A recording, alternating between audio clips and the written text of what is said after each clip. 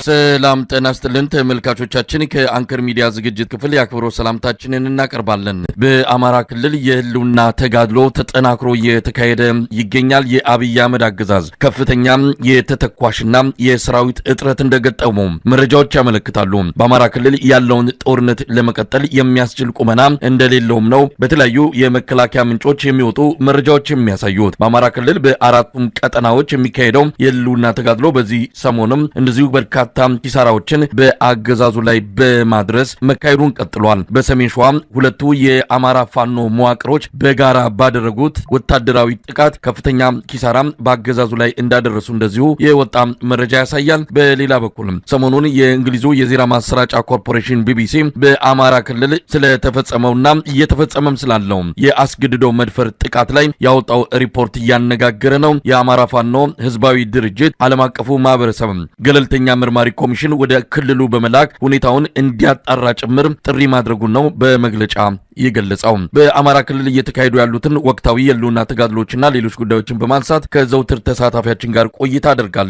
በጣም ነው አመሰግን። እንግዲህ ሰሞኑን በህዝባዊ ቢተኝነት መረጃዎች ላይ ሰፊ ትኩረት በመስጠታችን በአማራ ክልል እየተካሄዱ ያሉትን የህልውና ተጋድሎ እንቅስቃሴዎችን በመጠኑ የዘነጋናቸው ይመስላል። ለማንኛውም በርካታ ክስተቶች ነው እየተስተናገዱ ያሉት። እስቲ ጎላ ብለው የሚጠቀሱ ወታደራዊ እንቅስቃሴዎች ምን ናቸው? መልካም መሳይ፣ አመሰግናለሁ። በአማራ ክልል ላይ እየተደረጉ ያሉ ውጊያዎች አሁንም በግለታቸው ጠብቀው እየተካሄዱ እንደሚገኙ ነው መረጃዎች የሚያመላክቱት። መንግስት ደግሞ ልክ እንደ ፍየል ቆዳ በጣም በብዙ ምስማር ተመቶ ከፍተኛ ውጥረት ደርሶበት ጭንቀት ላይ እንደሚገኝ ነው። በበርካታ አካባቢዎች ከእንቅርት ላይ ዶሮ ደግፍ ሆኖበት ወታደራዊ እንቅስቃሴው ከሰላማዊ አመፁ ወይም ከአድማው ጋር ተቀናጅቶ በጣም ከፍተኛ የሆነ ውጥረት ላይ እንደሚገኝ ነው መረጃዎች የሚያመለክቱት። የፋኖ ኃይሎች ደግሞ በአማራ ክልል በተለያዩ ግዛቶች አካባቢ ለመከላከያ ለማጥቃት በሄደበትም መከላከያ ምሽግ ባረገበትም አካባቢዎች ላይ እየዘለቁ እየሄዱ ከፍተኛ ጥቃት እየፈጸሙ ነው። እንዲሁ ለአብነት ያክል እንኳን በሰሜን ጎንደር በአገዛዙ ጥምር ጦርና በአማራ ፋኖ ብሔራዊ ኃይል በላይ ዘለቀ ዕዝ መካከል ለተከታታይ 3 እና 4 ቀናት ከባድ ትንቅንቅ እየተደረገ እንደሚገኝ ነው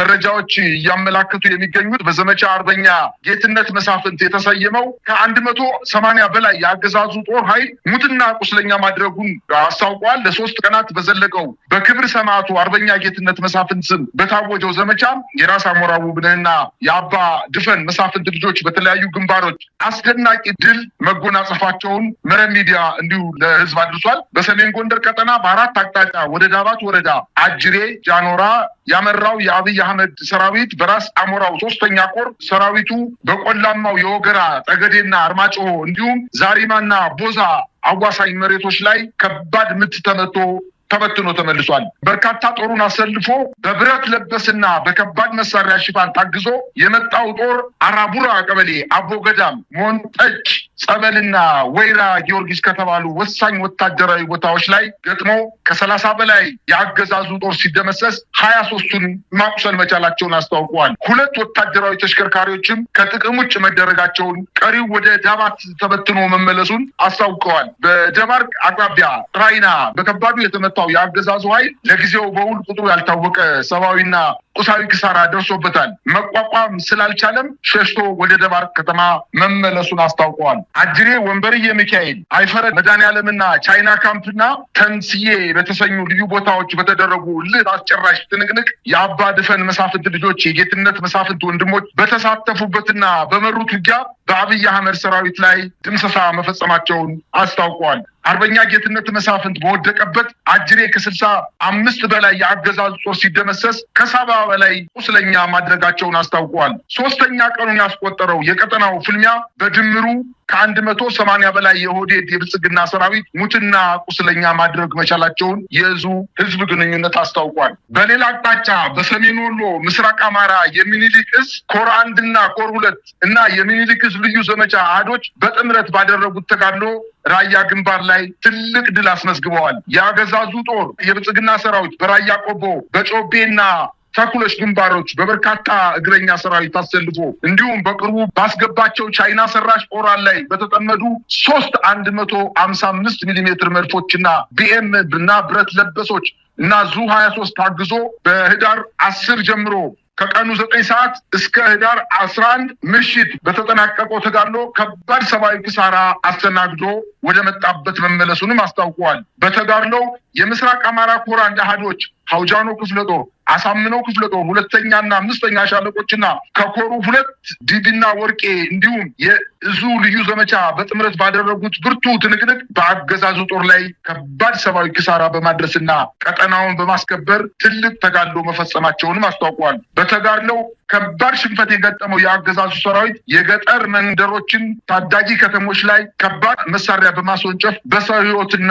በንብረት ላይ ጉዳት ማድረሳቸውን አስታውቀዋል። በሌላ ዜና በሰሜን ወሎ አይና ቡግና ወረዳ በተደረገው ከፍተኛ ውጊያ የእግረኛ ሰራዊት ከፍተኛ ጉዳት የደረሰበት የአገዛዙ ጦር በበርካታ ቦታዎች የድሮን ጥቃት መፈጸሙን ታውቋል። ከዚህ በፊት በዘመቻ አባናደው ቆስሎ የተማረከውን የ12ኛ ክፍለ ጦር ምክትል አዛዥ ኮሎኔል ዘሪሁን ማሙዬን ጨምሮ 3 አብረውት የነበሩ ቁስለኞች ሕክምና በሚያደርጉበት ማዕከል ላይ የድሮን ጥቃት በመፈጸም ገሏቸዋል። ፋኖ ተቆጣጥሯቸው በሚገኙ ቆሩ ጤና ጣቢያ ላይ በተፈጸመ የድሮን ጥቃት በ61ኛና 65ኛ የአገዛዙ ክፍለ ጦር ላይ በተፈጸመው ከባድ ጥቃት ተከትሎ መሆኑን የአገዛዙ ህዝብ ግንኙነት አስታውቋል። እነዚህ 2 ክፍለ ጦሮች በደረሰባቸው ከፍተኛ ምት አካባቢውን ለቀው ከሄዱ በኋላ 61ኛና 65ኛ ክፍለ ጦር ከፍተኛ ጉዳት ከደረሰባቸው በኋላ በምሽት ድሮን አስነስቶ ቆሩ ጤና ጣቢያ ላይ በፈጸመው የድሮን ጥቃት በሲቪሎችና በራሱ ምርኮኞች ላይ ፋኖ እንክብካቤ በሚያደርግበት ጤና ጣቢያ ላይ ድሮን ጥሎ መግደሉ ታውቋል። በዚያው አካባቢ በርካታ የአገዛዙ ጦር በምርኮ የሚገኝና የሕክምናና የምግብ አቅርቦት በተገቢው እያቀረበ የሚገኘው የአማራ ፋኖ ብሔራዊ ኃይል የአገዛዙ ጦር የጭካኔ ተግባር ፈጽሞባቸዋል ብሏል። የዓለም አቀፍ ቀይ መስቀል ድርጅቱም ይሄን ነገር ተመልክቶ ምርኮኞችን እንዲረከበን በማለት አስተላልፈዋል። አንተ እንዳልከውም 40 ሚሊዮን ተተኳሽ 100 ሺህ ተዋጊ እጥረት ደርሶብኛል በማለት ከሰሞኑ የመከላከያ ከፍተኛ መኮንኖች ከፖለቲካ አመራሮች ጋር በመሆን የሰራዊት ቁጥርና የተተኳሽ እጥረት ከፍተኛ ደረጃ ላይ በመድረሱ ወደ ተለያዩ አካባቢዎች ጥቃት ለመሰንዘር እንዳልቻሉና በኤርትራ አካባቢ አሰብን ለማስመለስ ብለው ከፍተኛ ዛቻና ማስፈራራት ሲፈጽሙ የነበሩት አሁን ረገብ ብለው አስታርቁኝ ወደ ማለት እንደገቡና ይሄ ነገር ከዛቻ ያለፈ እንዳልሆነ ተመላክቷል። በአጠቃላይ እንግዲህ የት ይደርሳል የተባለች ጥጃ ልኳንዳ ቤት ተገኘች እንደሚባለው አገዛዙ እኛ እየተዘጋጀን ያለነው ለከፍተኛ ወታደራዊ ግዳጅ ነው እያለ ሲዝት የነበረው በአማራ ክልል 11 ክፍለ ጦሮችን አሰማርቶ ከፍተኛ ኪሳራ ደርሶበት አሁን በወታደራዊ ግምገማቸውም 40 ሚሊዮን ተተኳሽና 100 ሺህ ተዋጊ ኃይል ስላነሰን የትም ቦታ ሄደን ተንቀሳቅሰን ማጥቃት እንደማንችል በማለት ግምገማቸውን እንዳጠናቀቁ ተመላክቷል። ይህ በእንዲህ እንዳለ ዛሬም እንደተለመደው የሸዋ ፋኖች በሸዋሮቢት ከተማ ከተማው ላይ ዘልቀው በመግባት ታላቅ ጀብዶ መፈጸማቸውን ለማወቅ ተችሏል። የአማራ ፋኖ ህዝባዊ ድርጅት ሸዋ ጠቅላይ ግዛት ዕዝ ቀበሌ 6 ቆቦ ድልድይ ከተባለ ቦታ ላይ በወታደራዊ ካምፕ ጥበቃ ላይ በነበሩ የአገዛዙ ጦር አባላት ላይ 6ቱን በመግደል 5ቱን በማቁሰል በካምፑ ላይ ከፍተኛ የሆነ ድል መጎናጸፋቸውን ለማወቅ ተችሏል። በሸዋ አካባቢ እየተንቀሳቀሰ የሚገኘው የአየር ወለድ ኮማንዶ የ101ኛ፣ 102ኛ፣ 103ኛ እና 104ኛ ክፍለ ጦሮች በሸዋ አካባቢ በፋኖ ኃይሎች ከፍተኛ ምት እየደረሰበት ሲሆን በተለይ በተለያዩ የሰሜን ሸዋ ወረዳዎች ላይ ራሱን መሽጎ የሚገኘው የአገዛዙ ጦር በአማራ ፋኖ ህዝባዊ ድርጅትና በአማራ ፋኖ ብሔራዊ ኃይል የጋራ ቅንጅት ከፍተኛ ኪሳራ እየደረሰበትና አንዳንዴ ስቦ በማስከዳት አንዳንዴ ስቦ በመምታት በመልሶ ማጥቃትና በሙሉ ማጥቃት ከፍተኛ ጉዳት እንዳደረሱበትም ተመላክቷል። እንግዲህ በአማራ ክልል የሚካሄደው የህልውና ተጋድሎ አሁን በጠቀስካቸውና በሌሎችም በአካባቢዎች በተደረጉ ውጊያዎች መቀጠላቸው ነው። የሰሜን ሸዋው ሁለቱ የአማራ ፋኖ መዋቅሮች በጋራ ያደረጉት ወታደራዊ ጥቃት ምናልባትም ወደ አንድነት ለማምራት የጀመሩትን ጉዞ የሚያጠናክር ነው። ያለቀለት የእርቅና ወደ አንድነት የመምጣት ጉዟቸው እንደዚህ ወደ መጨረሻው ምዕራፍ መጠጋቱን መረጃዎች ያሳያሉ። ቀደም ሲል ያነሳው ነገር አለ። በአማራ ክልል አገዛዙ ወታደራዊ ጥቃት ለመሰንዘር የሚያስችል ቁመና ላይ አይደለም ያለው። ዛሬ በሰሜን ሸዋ ፋኖቹ ድል አደረግን ባሉበት አካባቢ እኔም ድል አድርጌያለሁ ብሎ መግለጫ አውጥቷል። በፎቶም በማስረጃም በተለያዩ ማሳመኛ መንገዶች በማስረጃዎች የሚደገፍ አይደለም። እንደዚሁ ደረቅ የድል ዜና ነው ለደጋፊዎቹ ያስተላለፈ የሚገኘው። በአማራ ክልል ጦርነቱን ለመቀጠል ለመቀጠልም ላለመቀጠልም አብይ አህመድ ወታደራዊ ጄኔራሎች ከወዲሁ የመከሩበት ያለ ሲሆን በተለይም ከፍተኛ የሆነ የተተኳሽ እጥረትና የወታደር የሰራዊት እጥረት እንደገጠማቸው እየተገለጸ ባለበት ሰዓት እንግዲህ የአማራ ፋኖች ጥቃት መጠናከሩ በአማራ ክልል የአብይ አህመድ ሰራዊት ቆይታ በጣም አጭር ሊሆን እንደሚችል ነው ከግምት በላይ መናገር የሚቻለው። አብይ አህመድ ለዚህም በተለይ በኦሮሚያ ክልል ከፍተኛ ወታደራዊ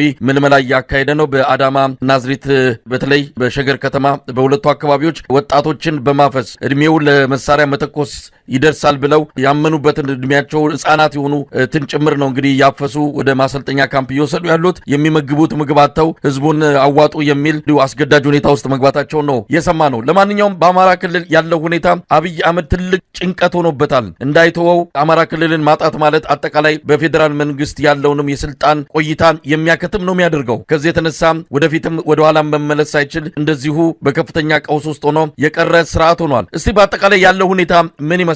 ስርዓቱ ኤርትራ መንግስትና ከህወሓት ጋር ጦርነት ውስጥ ለመግባት እያሟሟኩ ነው፣ ተዘጋጅቻለሁ፣ ጨርሻለሁ እያለ ባለበት ሰዓት ላይ ነው እንግዲህ አቅሙ በጣም የተዳከመ በሰራዊትም በመሳሪያም ጭምር ውስን በሆነ ቁመና ላይ እንዳለ እየተረጋገጠ ያለው ምን ለማለት ነው? እንግዲህ ከዚህ በኋላ ወደ ጦርነት የሚገባበትም ሁኔታ እንዳይኖር አድርጎ ነው አቅሙ እየገደበው ያለው። ለዚህም ነው ከኤርትራ ጋር ያለውን ጉዳይ የጦርነት ፉከራውንና ሽለላውን ጋብ በማድረግ ወደ ሽምግልናና እንታረቅ እንነጋገር አይነት አዝማሚያ እየተመለሰ ያለው። ምን ማለት ይቻላል? መሳይ የአማራ ክልሉ ጦርነት በመንግስት ላይ ላም እሳት ወለደች አይነት ነገር ነው የሆነበት። እንዳይተው በጣም ቸገረው። ምክንያቱም የፌዴራል መንግስቱ ወንበር ወዲያውኑ ነው የሚያጣው። እንዳይገጥም ደግሞ በየሄደበት ቦታ እየተመታ እየተሸነፈ ነው የሚገኘው። ይህን ተከትሎ ከዛሬ 4 ወርና 5 ወር በፊት በአማራ ክልል ወጣቶችን መመልመል መቆም አለበት።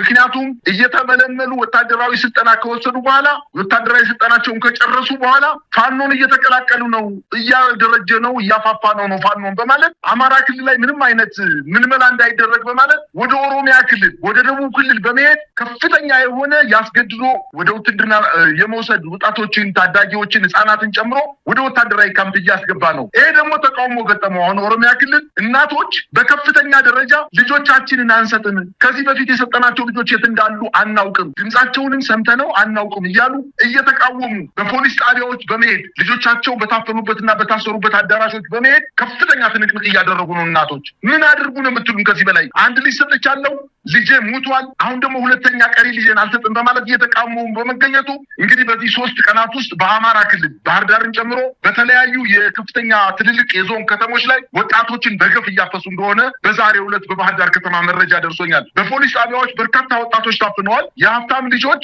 እስከ 80 ሺህ ብር እየተጠየቁ እንዲፈቱ እየተደረገ ነው። የድሃ ልጆችን ግን አፍኖ እየወሰደ ነው። ይሄ የሚያሳየው የጨነቀው እርጉዝ ያገባል ነው። ትናንትና ያወጣውን ሳይውል ሳያድር መልሶ እየሻረ የደነገጠና የበረነነ መንግስት ደረጃ ላይ መድረሱን ነው የሚያሳየው። ነገር ግን ፉከራው፣ ቀረርቶው አጠቃላይ ድንበር ተሻግረን ወደብ እናስመልሳለን የሚሉትን ፉከራ አሁን ትተው ወደ ልመና ገብተዋል። በቤጂንግ የሚገኘው የኢትዮጵያ ኤምባሲ ለቻይና መንግስት የጻፈው ደብዳቤ እኮ ይፋ ሆኗል። አስታርቁን፣ ከኤርትራ መንግስት ጋር አስታርቁን፣ አደራድሩን፣ አነጋግሩን፣ እኛ የመውረር ዓላማ የለንም ብሎ ሳይውል ሳያድር እንግዲህ የጦር ጀነራሎቹ የጠቅላይ ሚኒስትሩ ሳይቀር በባሌም በወሌም ተብሎ ወደብ ማምጣት አለብን ብለው ሲፎክሩ የነበሩት ለኬንያ መንግስት ፕሬዚደንት ሽምግልና መላካቸው ተረጋግጧል። እንዲሁም በተባበሩት መንግስታት ድርጅትም አንዳንድ ምልክቶች እየታዩ ነው። በአጠቃላይ ግን አሁን ልመና ላይ ገብቷል። ምክንያቱም ሄደበት ረጅም መንገድ ሄደበትና እንደማያዋጣው ሲያውቅ ተሸንፎ እንዳልወጣ ወይንም እቅዱን መተግበር እንዳልቻለ ሲያውቀው አሁን ወደ ልመና ገብቷል። እንግዲህ ልመናው ያዋጣል አያዋጣም? መጀመሪያም እኮ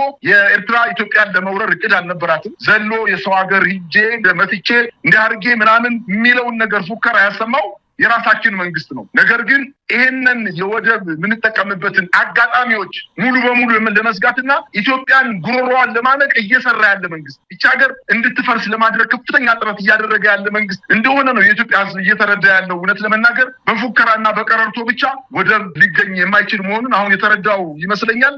ሰራዊቱን በጣም ተሰላችቷል፣ ተዳክሟል። በአማራ ክልል በበርካታ አካባቢዎች በምሽጎቹ ላይ ጥቃት እየተፈጸመበት ሰራዊቱ ያለ ውጊያ እጅ እየሰጠ አንዳንዴ መሳሪያውን እየያዘ ከፋኖ እየተቀላቀለ እንደሚገኝበትና ይሄ በከፍተኛ ደረጃ እንዳስደነገጠው ምናልባትም አሁን ለ10 ተከታታይ ቀናት ብልጽግና ስልጠና ገብቷል፣ ውይይት ስብሰባ ገብቷል። ምን ውሳኔ ይዘው እንደሚመጡ ባድናቅም፣ ነገር ግን እንዲሁ ዝም ብሎ ከአማራ ክልል ተሰብስቦ መከላከያው ይወጣል የሚል እምነት የለኝም። ተመቶ ነው የሚወጣው፣ ተሸንፎ ነው የሚወጣው። ከወጣም ደግሞ የፌዴራል መንግስቱ መንግስቱን አጠቃላይ ወንበሩን ስለሚያጣ እስከ መጨረሻው ይዋጋል፣ የደሃ ልጅን ያስጨርሳል የሚል ግምት ነው ያለኝ። መሳይ እንግዲህ በአማራ ክልል አገዛዙ በተስፋ መቁረጥም እንደዚሁም በጭካኔ በተለያዩ ጊዜያት የፈጸማቸው ወንጀሎችና ከሰው ልጅ ዘር ማጥፋት ጋርም ሆነ ከሰብአዊነት ወንጀል ጋር የተያዙ መረጃዎችና ማስረጃዎች እየወጡ ይገኛሉ። ሰሞኑን የእንግሊዙ ማሰራጫ ኮርፖሬሽን ቢቢሲ ያወጣው እጅግ አስደንጋጭ የሆነ ሪፖርት እንደዚሁ መነጋገሪያ የሆነበት ነው። ጉዳዩን በተመለከተ በሰፊው እየተሰራበት ይገኛል።